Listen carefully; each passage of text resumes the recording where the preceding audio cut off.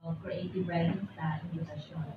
Naghanda ako ng 3 kaunahing tala bilang mambabasa ng nobela na nakapagsulat ng isang nobela halos isang dekada na pala nakararaan. Kaya ang kasalukuyang pamagat ng pagbabahagi na ito ay ito. Ang A Short History of Tractors in Ukrainian ni Marina Lewicka. Pasensya kung hindi tamang aking pronunciation. Nag-YouTube search ako pero wala. No? Ang galaw ng Asogya ni Cirilo F. Bautista at ang Lumbay ng Dila. Ang Lumbay ng Dila at maraming pang iba. Ilang tala sa nobela bilang mambabasa at manunulat. Bago nito, isang maiksing review sa nobelang Filipino. Nasabi na ni Rizal Mojares sa Origins and Rise of the Filipino Novel noong 1983 na si Jose Rizal sa kanyang No Limitang Here at El Filibustrismo ang itinuturing at mananatiling pangunahing manunulat sa kasaysayan ng nobelang Filipino. Ngunit hindi kay Rizal na nagsisimula kasaysayan ng nobelang Filipino. Natuklasan ni Mojares na may sariling bukal mula sa mayamang lokal na tradisyon ng epiko at mga kwentong bayan ng nobelang Filipino. Nakasanib ang mga katutubong forma na ito naging bahagi ng mga tinaguriang proto-novels noong panahon ng Espanyol. Katulad ng mga awit at purido at mga libro sa buhay ng mga santo. Umusbong ang nobela sa anyo ng Noli at Pili de Rizal na pinananahanan ng malawak na impluensya ng literatura ng Europa noong ika-19 na siglo. Ang itinuturing na Golden Age of Philippine Novel, 1900 to 1920, at ang Age of the Proliferation of Popular and Purposive Fictions, 1920-1940, sa iba't ibang wika sa bansa na binabansagang vernacular ayon pa kay Mojares, ay pinananahan ng realismo ni Rizal at romantisismo ni Amado B. Hernandez. Ganon din ang didaktikong tono ng korido at ng rulebook na masasagap sa mga nobela sa Hiligaynon, halimbawa ni Magdalena Calandoni, at sa matikal at romantikong elemento ng katutubong naratibo na makikita halimbawa sa mga akda ni Gabriel Beato Francisco. Argumento pa ni Mojares, patently false ang pagdeklara na walang direksong linya ng impluensya na masisipat salat sa pagitan ng nobela ng isang banyagang anyo at sa lokal na epikong tradisyon. Pinapatunayan ng kanyang pag-aaral na dumadalo yung epiko sa korido, ang korido sa mga relihosong conduct books tuko sa nobela.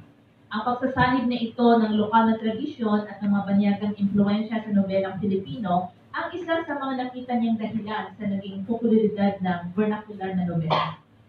Pinapatunayan ang produksyon ng mga palisang pampanitikan ang pamamayani ng tinatawag na historical na nobela. Halimbawa, ang mga produkto ng 1998 Centennial Literary Prize. May Sad Republic ni Eric Gamalinda, An Embarrassment of Riches ni Sir Charlton Ong, Boyers and Savages ni Alfred P. Houston na darating mamaya at isabuela ni Sir Jun Cruz Reyes. Okay. Ang aso, ang pulgas, ang bonsai, at ang kolorong ni Jose Raymond Sayang at ang mujer in the Gina ni Sir Vin Nadera. Hopeful not happy itong review ni Vicente Groyon sa mga nobelang ito noong 2001. May pagbabagong ano sa bagong siklo, syempre. Halimbawa, ang Smaller Circles noong 2002 ni H. Batacan na tinaguri ang Pinoy Detective Novel at nagkaroon ng pelikula nitong 2017. Ang Galaw ng Asoge, 2004 ni Cirilo F. Bautista bilang Metakata. Ang Sandali ng mga Mata, 2006 ni Alvin Yapan. Ang Banal na Aklat ng mga Kumak, 2013 ni Alan Dereen. Ang Sergi ng Jano Silang, 2014 ni Edgar Calades Samal. Bilang paglikha ng kasalukuyang henerasyon sa sarili nitong mito sa kanilang paghango sa nakaraan at pagdagdag nito at inobasyon sa wika at estilo. Siyempre maraming pang iba. Kung may tiyaga ka rin halimbawa ng isang bataan, makikilala mo rin, maririnig, maamoy ang mga lumang imahen, pangalan at lugar ng pamilyar dahil ang totoo kontemporaryo sa Batbat Hiudan noong 2009 ni T.S. Sungkit Jr. Isang higaunon na isang hamon na makikipagsapalaran sa mga lihim na labusan at daigdig. Binabanggit ko siya siyempre dahil sa naging controversial din sa pagani ng ABS-CBN.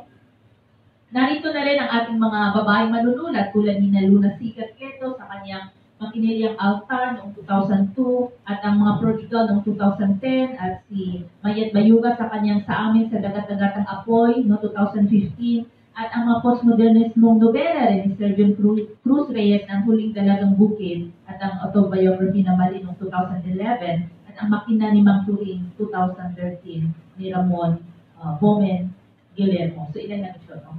So kaya maaari isang Maitatanong natin ay, saan tayo patutungo? Nangangarap akong maisalinlapat natin sa nobela ang ating pagiging mapabiro at mapanguyam na ugaling Pinoy. Kasi medyo, wala po masyado, ganitong tipo ng nobela, no? Ang satire at parody bilang technique, metodo o mensahe mismo.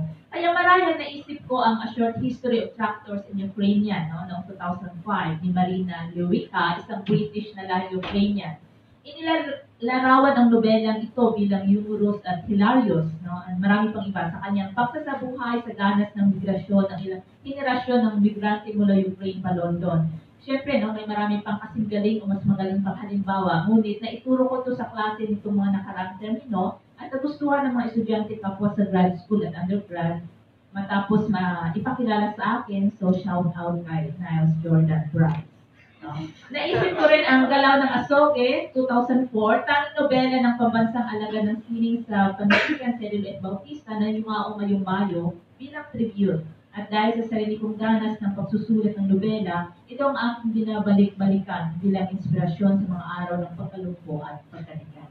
Ngayon ang mga tala. Una, the story is the thing. Bakit updated na yung PowerPoint ko nito? Bakit ganito yung nangyari? Sorry. Siguro yung compatibility, 2016 yung sorry, yung PowerPoint. Okay. Okay. Pasensya, no? So yung una, the story is the thing. Ito ang sabi ng Amerika ng manunulat ng maikling kwento na si Lydia Davis sa kanyang forward sa collection ng maikling kwento ni Lesuya Burdin, 1936-2004. Nabuhay siya noong 1936-2004 na Manual for Cleaning Women na inilimbag ng Picador 2015. Si Burdin ang tinuturing na America's best kept secrets, celebrated by those in the know nitong huling 15 na taon. Kalalabas lang, no? Nitong 2015 yung kanyang collection ng short stories. At nakalugar ang kanyang mga kwento sa Mexico, Chile, at sa American Southwest, sa mga laundromats, hospital, motel, at bar. The story is the thing. Anong ibig sabihin nito? Walang diretsang sagot si Davis. Siyempre, sa halip, inilarawan niya ang mga madadanas na sorpresa o hindi inaasahang linya at pangyayari. Insight, gayon din humor sa mga kwento ni Berlin. Halimbawa sa kwentong Solo, ito yun, nakatirang narrator sa Mexico, nagsasalita ng Espanyol at may ganitong komento.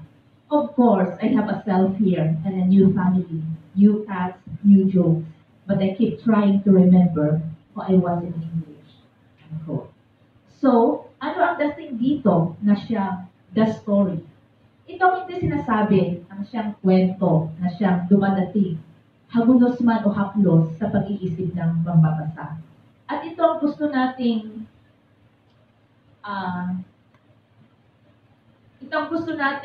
habang nagbabasa, hindi ba? Ang siya rin ninanasa nating mga manunulat na mga danas ng ating mambabasa. Ang dating, no? Liwanag, sigla sa utak at puso.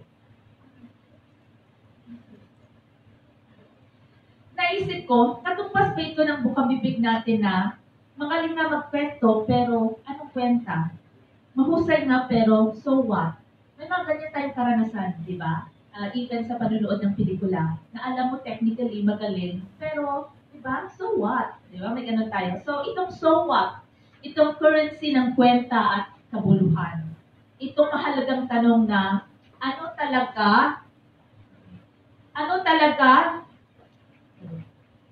talaga ang aking ikukwento? Bakit ko ito? Tungkol saan talaga ang aking nobela? No? Makakatulong marahil bago man habang sa proseso ng pagsusulat o marahil mamamahinga sa pagsusulat o pagkatapos ng unang draft ang ganitong pagtatanong.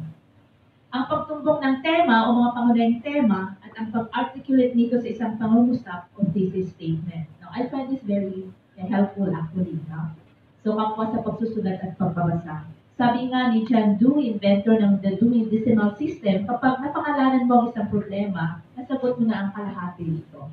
Kaya una sa lahat, no, ang problema o tanong ng ano ang aking kwento, kakibat dito, syempre ang tanong na, bakit ko ito ikukwento?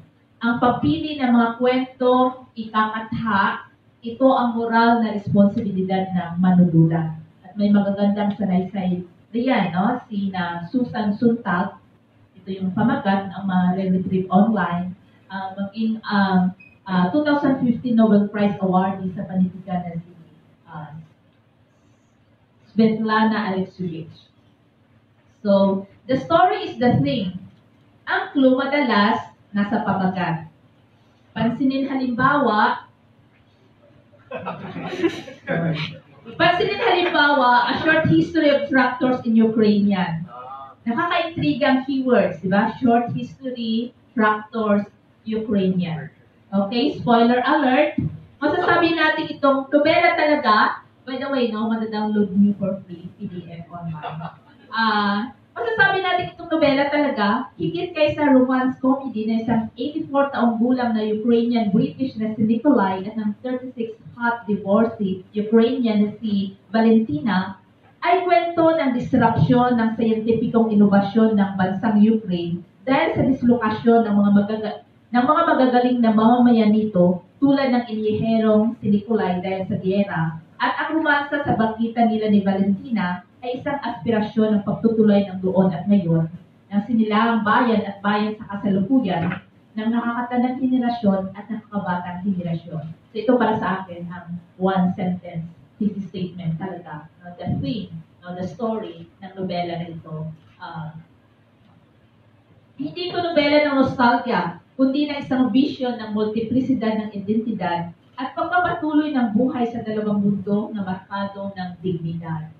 Kaya ang pangangailangang makasal sina Nikolai at Valentina para makapanatili sa UK sina Valentina at anak niyang si Stanislav. Napaka-familiar ng plot dito. Napaka-Filipinong-Filipino. Kaya pumapatok sa mga estudyante. At kaya sa huli, ang pagbabalik sa Ukraine na Valentina, Stanislav at ang dati niyang asawa na si Dubov at ang bagong baby ni Valentina na si Margarita. No? Hindi sigurado kung sino ang tatay. Sa riot yung nobela nito. No? At ano itong galaw ng asongin si Cirilo F. Bautista? Spoiler alert, genius talaga si Sir. Dahil sa pamamagitan ng nobelang ito, naghahain siya ng isang metodo o estratehiya sa kung paano tayo dapat gumagalaw kaugnay sa matabuhan ng puwersa sa ating buhay at sa pananaig ng kamaluktukan sa lipunan. Makinang, madulas, hindi diretso ang direksyon o tuloy-tuloy, ngunit nakakarating sa paruroonan, ang galaw ng asongin or Mercury. No? Dahil ang buhay ay hindi isang entablado tulad ng sabi ni Shakespeare, kundi isang laro. So marami siyang mga dinibang dito, no? Dineconstruct ng mga pilosopo. Pangalawa, ang nobela ay isang universo. Sa isang interview kay Arundhati Roy nitong Hunyo sa The Guardian, sabi niya, quote, "What I wanted to know was, can a novel be a city? Can you stop it being baby food, which can be easily consumed? So the readers also has to deal with complexities that they are being trained not to deal with," unquote. Kaya it took her 20 years bago masundan yung kanyang The God of Small Things. And sa pagitan nun, sumusulat siya ng mga essays, political essays primarily. And sabi niya, itong essays para sa kanya, yung urgent intervention. Pero meron pa rin nagagawa ang nobela na hindi nagagawa ng ibang genre. Kaya nagpatuloy siya sa pagsusulat ng nobela. So alam natin ito, no? Kasi basic lesson ito sa creative writing. No? Kaya kasama sa ipinapasa sa inyo ang balangkas ng buong yung nobela, di ba? Ang disenyo ng naratibo, ang paandar ninyo, ang pagulong, ang pagtatapos. Narito ang dalawang visualisasyon ng magagaling kong estudyante sa grad school. No? So, para sa akin, napaka-effective na exercise ito sa pagbabasa ng nobela, ganoon din sa pagsusulat. Kahit hindi nobela, no, kahit short story, para sa akin, napaka-effective ng individualizing yung narrative design. No? So, ito lang yung ilang halimbawa. So, syempre, hindi na yung the Aristotelian plot structure. No? So, episodic ang nobela. No? Itong A Short History of Tractors in Ukrainian. Para kang nanonood ng serye sa Netflix. Naka-frame ang mga chapter at dinideklara ng mga interesting subtitle.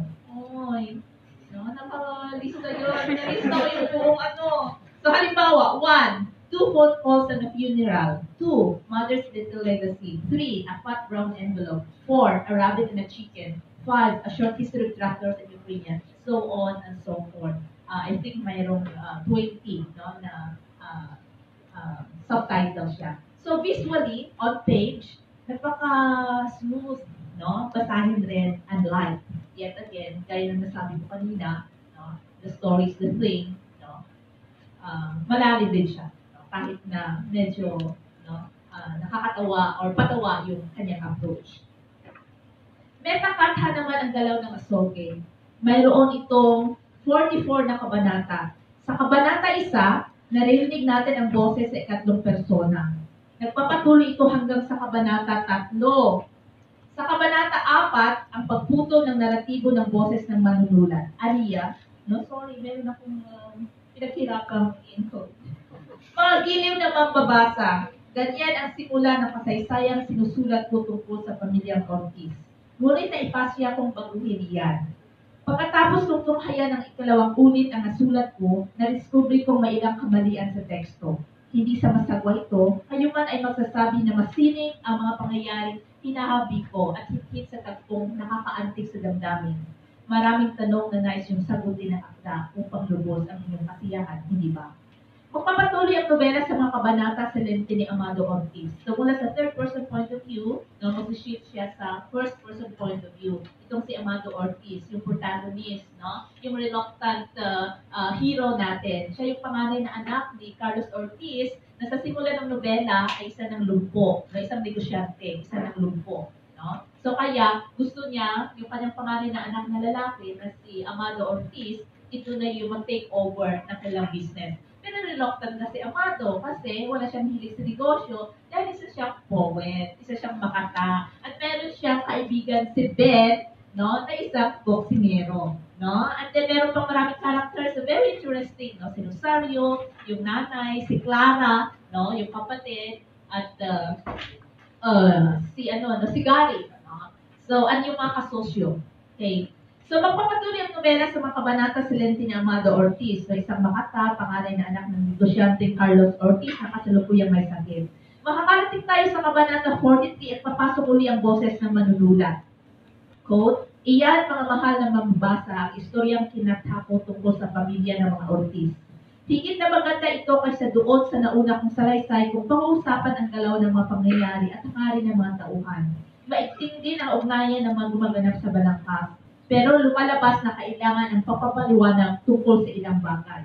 So magpapaliwanag ang manunulat sa naging desisyon ng mga tauhan at sasabihin niya, no, kagaya ni Amado, ako ay isang romantiko at naghahangad ng pinakamataas na antas sa anumang bagay. Ang salitang nakasulat ay nananatili. Ang salitang binibigkas ay lumilipad. Kung mabubuhay ng matagal ang nobelang ito, dapat lamang na mapunan ang ilang kakulangan gaano man kaliit. Hindi ko sinasabing hindi ito maganda sa kasalukuyang ayos, pero ito ay mapapaganda pa. At yan ang nais ko. Kailang baguhin ang tinig ng nagsasalaysay. Nakita kong hindi lubos na angkop ang unang persona. Oo, mayroong kapakapakinabangan ito, pero ang nangyari ay hindi naging mabisa ang tinig ni Amado sa bandang huli ng istorya dahil nagpabaya siya at hindi na siya mapagkakatiwalaan. No? Nagsinungaling siya ng ilang ulit, isang bagay na hindi mapapatawad sa isang nagsasalaysay. Lumabis ang kanyang pagtuot sa sariling kapakanan at nakalimutan o kinalimutan niya ang kapakanan ng nobela bilang isang pagbubunyag ng kamalayan ng sangkatauhan. Pagtatapos ang intervention na ito, itong reflexivity ng manunulat bilang tauhan mismo sa nobela sa ganito. Gagamitin ko kung gayon ang ikatlong persona bilang pinig na magsasalaysay. Higit na magiging tuwiran ang takbo ng balangkas at galaw ng mga tauhan. Magsisimula na ako muli. At ito ang pangwakas na nobela. Ito ang pangwakas na kabanata. Isang pagtatagpo. Sorry. So ito, no? Ito yung ending ng nobela. Yung first at saka yung apat na kabanata, magtatagpo sila. No? Actually, pabalik sa third person POV. No? Isang pagtatagpo sa kabanata 1, sa kaulupulihan, ang kaayusan ng Shlas sa universo ng nobela, kung kaya iba siya kaysa buhay at nakahihigit, kung kaya inaasam natin malika at mabuo. So meron pa rin sense of order, kahit merong interruption or naging meta ang nobela. Ito ay dahil ang nobela bilang isang universo ay isang paglalatag sa simbolikong arkitektura ng ating kamalayan at imahinasyon. Ibig pang sabihin, ang paglalapat sa espasyo ng universo ng mga lunan at panahon, ang noon, ang ngayon, ang hinaharap. Ang kaya para sa atin yung narrative design yung pinakamahirap. No? Kasi paano mo rin handle yung narrative time, ang narrative space. No? Gayun din ang iba pang elemento, katulad ng haba at iksi ng mga kabanata. Pangatlo, word by word. Ito ang instruction ni Anne Lamb sa pagsusulat at pamumuhay. No? Sinabi niya ito sa kanyang libro noong 1994 pa. Ganito ko ito naintindihan. Ang dumugo sa pagsusulat. Linya kada linya. Pahina kada pahina. Ibig sabihin ang pagtitimpi o ang omit needless words. Ang Rule 17 sa chapter na Principles of Composition sa The Elements of Style ni William Strunk Jr. at E.B. Watt. Pag-ibig sa unang linya o pahina, ito ang pinagsisikapan natin sa pagsusulat at gustong madana sa pagbabasa. At least sa akin, ganun yung tinatry ko palagi. At actually, kapag nag-i-evaluate ka, di ba, sa mga contest o mga writing workshop, kahit maraming entries, actually, madali magbasa. No? Kasi dapat yung first page, second page, ay, di ba? Kapag wala na yun, okay, prepared mo siya. And you will be surprised naman kapag nakita-kita kayo, makakapareho, more or less, no, yung mga napili ninyo. So, muli kong nadanas ito bilang mangbabasa kamakailan sa nobelang The Ministry of Utmost Happiness ni Arundhati Roy. Nagpupukas ito sa unang parte na may pamagat, Where do all birds go to die? At ang unang pangusap ay, She lived in a graveyard like a tree. Dalawang pangungusap at nabusog na ako. No? Kailangan ko huminga, namnamin bago magpatuloy. Hanggang ngayon, di ko pa rin tapos yung nobela. No? Kasi na, galing niya talaga sumulat. Hindi lang yung gamit ng language, no? Pero yung sensibility at yun lahat, no? Kaya, slow food talaga siya. No? Healthy food. Word by word. Pero paano? Ano ang proseso? Narito ang ilan sa aking natunan sa aking pinagdaanan. So, hayaan yung paghahanda, ang pag-iisip bilang trabaho, ang pag-i-emote bilang bisyo. Ito ang estado ng pag-i-examine sa sinasabi ni Ayn Rand sa writing and the subconscious na conscious knowledge. Produkto ito ng pagbabasa, pananaliksik, pamumuhay. Nakaimbang ito sa subconscious at ito ang nagsisilbing writer's inspiration. Kaya ang argumento ni Rand na conscious knowledge ang lahat ng akda.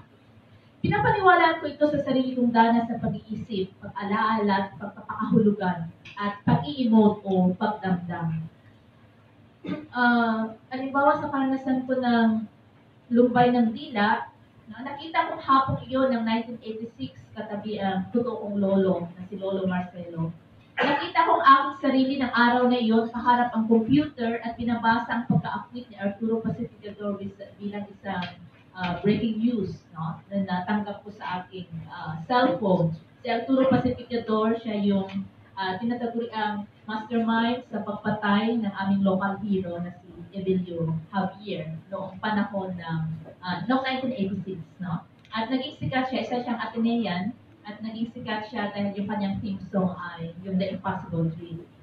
Nakita ko ang sarili bilang bata sa estudyante, no? Nakita ko ang lugar na aking mga napuntahan at narinig ko ang maraming kwento. So itong mga bagay nito, ito ang dinamdam ko, no? Dinamdam ko ang pagtaloy ng maraming alaala. So intelligence is what you use when you don't know what to do. Sabi naman ng psikologistang si Sean Yagay. Sinasang-ayunan ito ni William H. Calvin, isang kilalang theoretical neurophysiologist sa kanyang How Brains Think, Evolving Intelligence Then and Now. Iniiwasan ni Calvin ang paggamit ng consciousness dahil aniya isang komplikadong usapin ang pag-aaral ng intelligence para ihanay ito sa consciousness na sa kanyang pagpapakahulugan being fully aware. mas mataas para sa kanyang una dahil ito ay isang proseso ng improvisasyon at papapakinis sa narating na tayog ng pag-iisip at pagkilos. So, hindi naging sapat ang pag-alala, no? Bilang writer, hindi enough ng pag-emote o pag-remember. Kailangan natin gamitin ang ating intelligence. And para sa akin, ito ang ating pagkalap, imbak, no? Sa dagdag ng kaalaman sa pamamagitan ng pananaliksik, pagbabasa, pakikipag-usap. No? Ilan sa mga paunahing kong binasa ang mga sumusunod. Ang undergraduate thesis tungkol kay Commander Waling-Waling mula sa Center for West Visayas Studies sa UPB sa Iloilo. Dahil nga ginawa ko na yung nanay ng aking character ay mga ex-NPA. No? So, kaya binasa ko yung talambuhay ni Commander Waling-Waling, no? Yung matutuong tao talaga. Ang kasaysayan ng bagong hukbong bayan, no, binasa ko. Maraming pag-aaral tungkol sa Alex Bungkayo Brigade, sa NPA, no? Kaya halos naintindihan ko ito, yung reaffirmist at saka yung rejectionist, no? At binasa ko rin mismo ang naging desisyon ng Regional Trial Court, no? Tungkol sa nangyaring criminal case sa pagitan ni Evelio Javier at ni Arturo Pacificador. So, binasa ko maraming balita tungkol sa nangyaring Pampang Bridge Massacre noon sa Antique. No? At in-interview ko rin talaga si Arturo Pacificador noong Mayo 9, 2006 sa kanyang opisina sa San Jose, Antique. At dahil yung isa kong tauhan, isang Filipino-Muslim, actually pumasok ako sa maraming chat groups noong unang panahon ng chat groups pa. Nakipag-usap ako. And nang nakapunta ako sa Kuala Lumpur sa Malaysia noong November 2017, napunta ako sa National Mosque na nakausap ko ang isang scholar doon. Binigyan niya ako ng kopya ng Quran, no? At iba pang libro tungkol sa Muslim at Islam. And then sa pamamagitan ng mga nakakatandang kaibigan, nakausap ko rin ang dalawang mag-asawang dating NPA. No? Pwede namang sabihin, no? Sina Manny Calizo at Vicky Hige, no? And kaya imagination is more now that you have the research, no? And etc. Sabi ni Albert Einstein, alam natin, imagination is more important than knowledge. Kasi minsan, yung maraming research ay nakakabahala, no? So, imagination contributes to intelligence only when shaped into something of quality. Kaya ito kung ngayon ang formula para sa akin ang paghahanda. Malay na kaalaman, buhay na alaala, plus talino, plus imahinasyon, equals pag-aangkin ng oras sa pagsisimula na sa pagsusulat. Ilan sa mga naging desisyon. So, mga pangalan ang tauhan. Yung unang pangalan ng aking tauhan ay si Aluncina, dahil in love ako sa Diyosang si Aluncina, no? Sa mito na tungkong langit at si Aluncina. Pero naging sadya siya, no? Dahil na-realize ko, ayaw ko ng bagahe, no? ng mito. And gusto ko yung sadya dahil ang katumbas nito sa Bisaya ay joy o saya. No? So gusto kong may redemption ang ating female character. Teresa, ito yung kanyang nanay na ex-NPA. Parang kinakdat ko bagay ang tulong dito sa kanyang katauhan dahil nagpapaalala ito sa Ilonggang mga ngaway na si Teresa Magmanua. No, so actually, I could explain yung naging creative process ko one by one sa naging nobela. So conscious siya, no, malay. And then, yung Cheka na apelyedo, isa itong pamilya na apelyedo sa Antique. At may nakausap akong isang seminarista sa UST na proyekto niya ang kanilang family tree at nakita niya na galing Iloilo, particular sa norte, ang apelyedo na Sapanta. At nagustuhan ko ang tulong ng Teresa Cheka Sapanta. Kaya ito yung naging pangalan ng nanay ng aking tauhan. So mga lugar, makatotohanan ang paglalarawan sa mga lugar sa nobela. So sinakop nito yung Antique, Iloilo, Manila, particular yung Vito Cruz, Taft Avenue, Matinasal. Kaya syempre in hindsight, masyadong associate talaga sa akin yung nobela na ako yun. No? Kasi naman during that time, syempre comfortable nga naman kasi very familiar with the place. And na-realize ko, kung tingnan niyo yung kasaysayan ng mga nobela, ang dami-dami mga kwento at nobela na set sa UP. Pero sabi ko, bakit hindi man lang na-mention ang Lasal? So dapat dalhin ko rin yung Lasal. No? Sa national imagination, no? Yung landscape. At syempre, gusto kong masali rin yung Antique and Iloilo, no? Yung Panay, sa, di ba, kagaya ng ginawa ni James Joyce sa Ireland. So yun, no? So mga kabanata, gusto ko sana iangkop ang forma ng komposo. No? Naisip ko ang pag-customize ng nobela sa isang dosenang kabanata. Gusto ko isang dosena lang. At pagsisimula ang bawat kabanata sa pagpapakilala. Ako si Sadia Zapata Lopez. So actually na-realize ko ito yung napakalakas na influensya sa akin ng orality. No? Isang topic na favorite ni Sir Neil Garcia. No? Ang karugtong nitong mga linya ang magdidikta sa magiging daloy ng naratibo na sa isang filmic na istruktura. Pero syempre sa proseso na nalilitihan nito, no? Kaya nabago. Yung pamagat, nung una, yung pamagat ng nobela ay English sa ating pagitan. No? Gusto ko kasi yun kasi nga sa the romantic aspect ng nobela. No? So, English between us. I love that idea.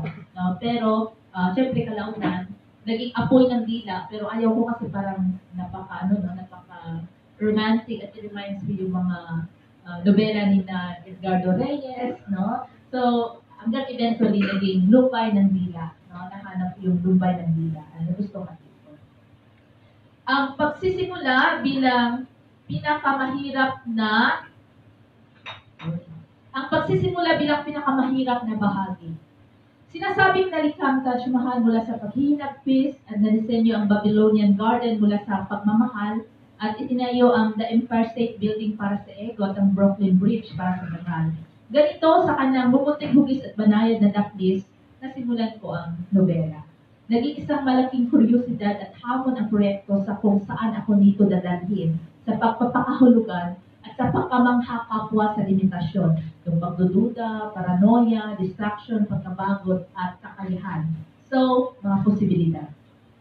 Ang pagsusulat bilang paglulublog, pamamahinga at pagtatapos. No? Sa The Art of Innovation, sinasabi ni Tom Kelly na lumalago ang inobasyon sa tinatawag na greenhouse saan may sapat at tama na init, liwanag, lamig at pag-aalaga. Ito ang workplace sa bahay at opisina saan ang paggamit ng espasyo ay lumilikha ng isang mapag-arugang kapaligiran para sa individual na gawain at sa mga nangangailangan ng teamwork. Dalawang aking naging pangunahing greenhouse at workplace, ang coffee shop at ang aking kwarto. Nasimulan ko ang proyekto noong Hunyo ng 2005 sa aking studio apartment sa Singalon. Nasulat ko ang maraming eksena sa Starbucks, very specific. Sa Starbucks sa Torre Lorenzo sa Vito Cruz, mula huling bahagi ng 2005 sa mga huling buwan ng 2006 at sa maraming araw mula Mayo hanggang Oktubre ng 2007. Siyempre, dahil malapit ito sa universidad. So pagkatapos ng klase, takbo ako sa coffee shop para magsulat. Dahil siyempre, libre ang kuryente, air condition, at higit sa lahat, malayo sa kama. No? Hindi ako matutuksong mahiga hanggang sa tuluyang makatulog sa pagpapantasya at drama. Sa ngayon, hindi ko na nagagawa yun. Kaya my point is, habang bata pa, magsulat. Kasi actually, yung energy, hindi ba? Kasi matanda, no? So, be practical about it and being honest. No? So, go lang kayo ng go. Ang pamamahinga at ang mito ng Epiphany. No? So, dito naman, sa bahagi na ito, dinideconstruct ko. No? Para sa akin, napatunayan na ng maraming pag-aaral na walang divine inspiration. No? Walang misteryo. Ang mystical na elemento na nire-romanticize ng mga manunulat at artist, ang musa, ang divine inspiration, maging ang talinghaga ng gana, ay produkto ng kaalaman at karanasan sa panahon na namamalas danas sa pamamahinga. Kaya ang mga termino rin na in mind's eyes at tongue's head. In short, hindi masama ang magliwaliw. Ang tinatawag na procrastination na ginagamot ng modernong psikolohiya sa bintahan ng kapitalista sa pagkakasakit ng manggagawa ng stress, cancer, sa patuloy na lumalawak at umiigting na competition sa market, ay actually panahon ng pamamahinga, no? O pagbubuntis. no? Na syempre in contrast sa in-expect na level ng productivity sa atin, lalo na sa academia. So, pinapaniwalaan ko ito noon pa man, no? Sa aking FFA thesis, nabanggit ko halimbawa si Rollo May sa kanyang The Courage to Create, no? Anime, nakaugat sa the conscious na dimension ng ating karanasan ang pagsulpot ng insight. Nangyayari ito kapag nakapagpapahinga ang utak sa kontrol ng kamalayan. Kailangan ng utak na maging malaya mula sa pag-aanalisa at pagpapantasya para makabuelo at makaharurot sa bagong ideya. Nag-personal leave ako sa pagtuturo, isang termino noong 2006 to 2007 para magsulat full-time. So actually, yung mga pagbabakasyon, productive pa rin yan. So, don't be guilty. Sa pagtatapos, natapos ko ang una sa maraming draft noong Disyembre ng 2007. Ito ang aking na-discover. Sinakop nito ang 28 kong taong dito sa lupa. So, 28 years old ako nang matapos ko yung una kong nobela.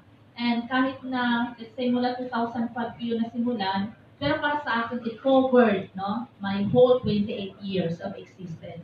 Kaya, tama rin yung mga matatanda, yung sabi nila noon, na dapat sumulat ng nobela kapag 40 ka na. No? Or, kasi nga, di ba, mayroon ka ng sapat na karanasan. Although noon yun, ngayon marami ng source of information. No? So, namangha ako sa nagawa at nabalisa sa maaaring pagtanggap dito. Kaya minabuti kong ibigay ito sa aking tagapayo at magpahinga ulit. Si Dr. Cirilo Bautista ang aking name.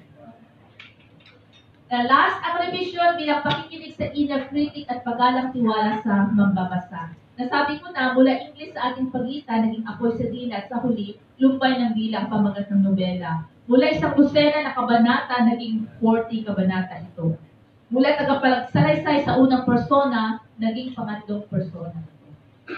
So, ang pagtatapos bilang magpakailanman. Ang pagtatapos ng nobela ay isang pananampalataya sa kakayahan nito makapagbigay ng kaalaman at anyo. Sa pagpaparaya rito ngayon, upang lumakad sa maliit ngunit matalas na espasyo, ang maaari nitong pagkadapa isang pagkakataon para sa patuloy na pagkatuto. Ang pagtatapos ng nobela ay parang isang magpakailanman. Ito yung naramdaman ko noon. No? Testimonya ito ng aking, nabanggit ko na, 28 na pamumuhay at nagpapakagaling pa lamang ako sa sini ng pagkukwento. Kaya inialay ko ito simula 2010 na malathala at tinalikuran, hindi pinakasan upang makapagpatuloy. Dahil parang jigsaw puzzle na natapos, naging makabuluhan lamang ang mga nadagdag dahil sa mga nauna ng na-position.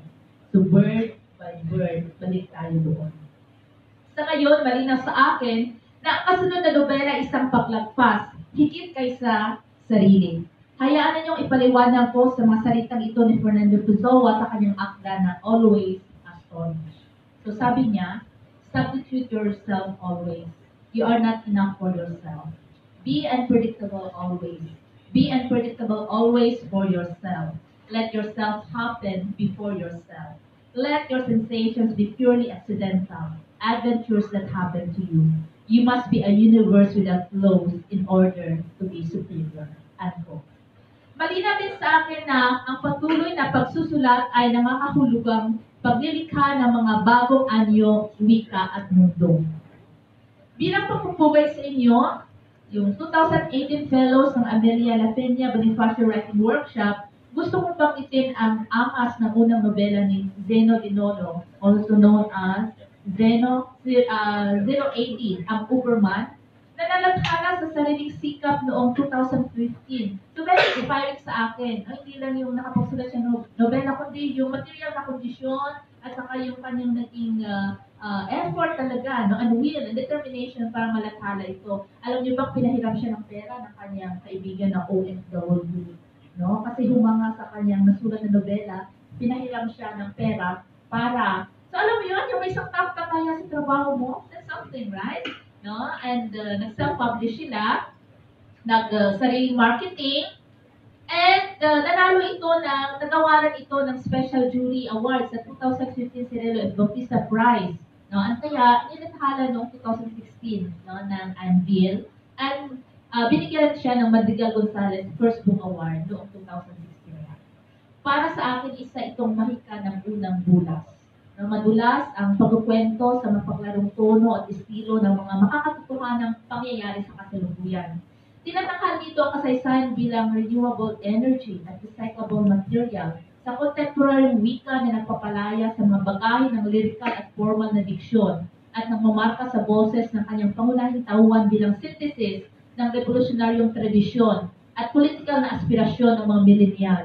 Sa kanyang kwelang alusyon sa mga klasiko at popular na panitikan at kultura, na siyang tugon ito sa panahon bilang cyclical at episodic at moral na hamon sa matauhan na sa simulated na universo na isang epektibong parodiya sa realidad. Mabuhay ang kabataang Manila.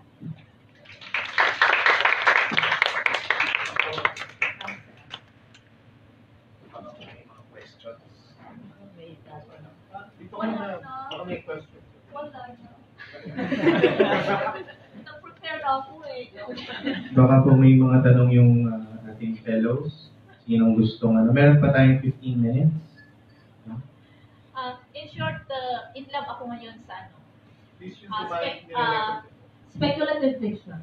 No? So I think it's the way to go. Binabasa ko nga si Yoko Tawada. Actually, guest namin siya mamaya. No? Ngayong hapon doon sa Lasal. Sponsor ng Japan Foundation at ng German Embassy. Ang ganda ng kanyang no? Malalim pero alam mo yun. No? Hindi ganun ka-realistic pero kuha-kuha ko yung kanyang komentaryo. No? So I think effective yun.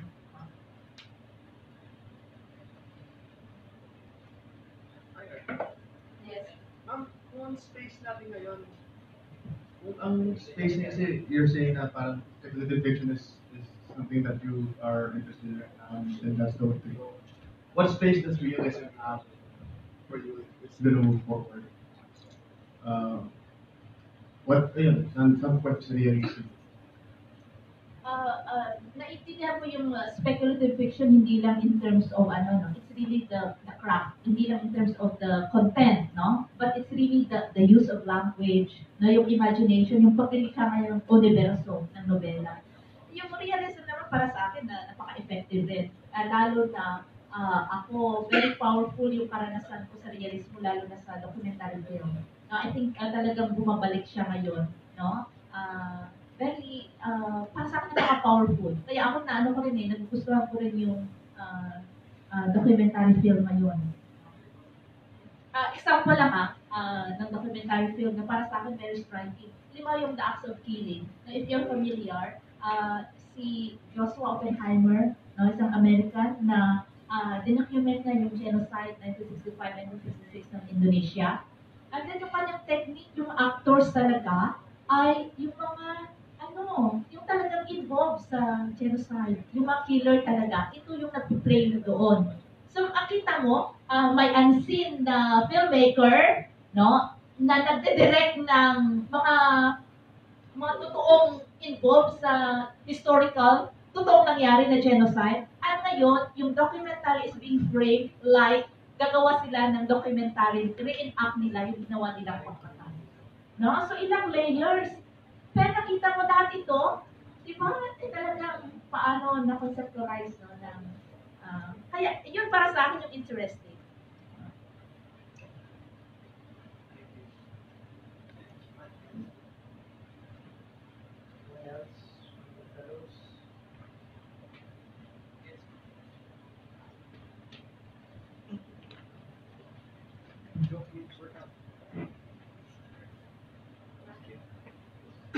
Can you share a little bit more about narrative?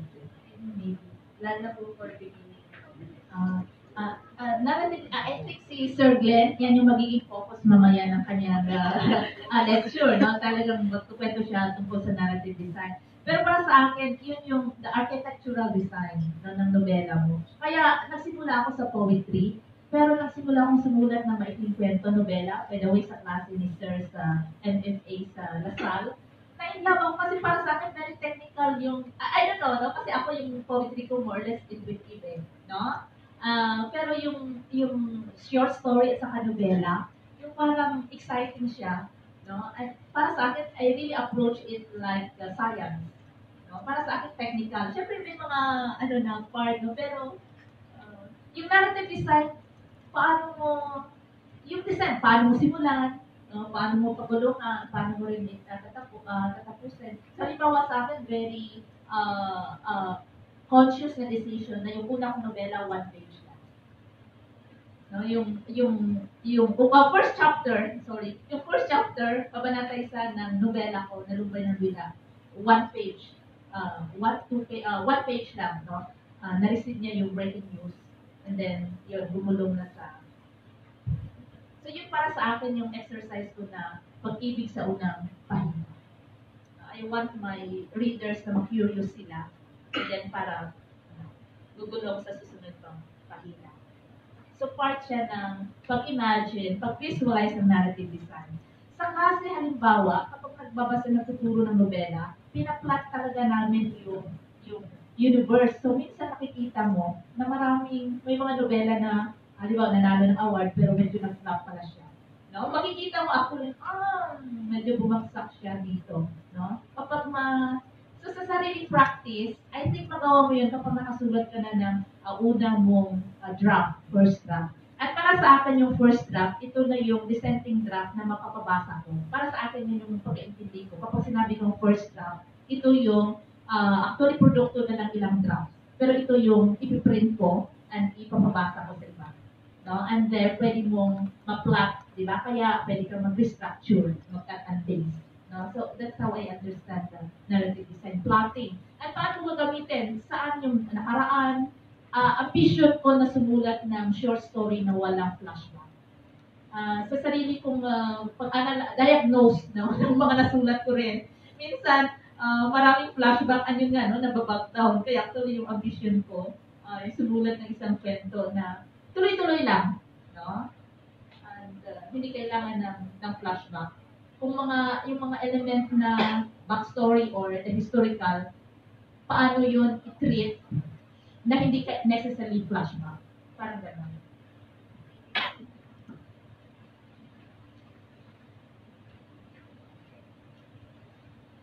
Meron po ba?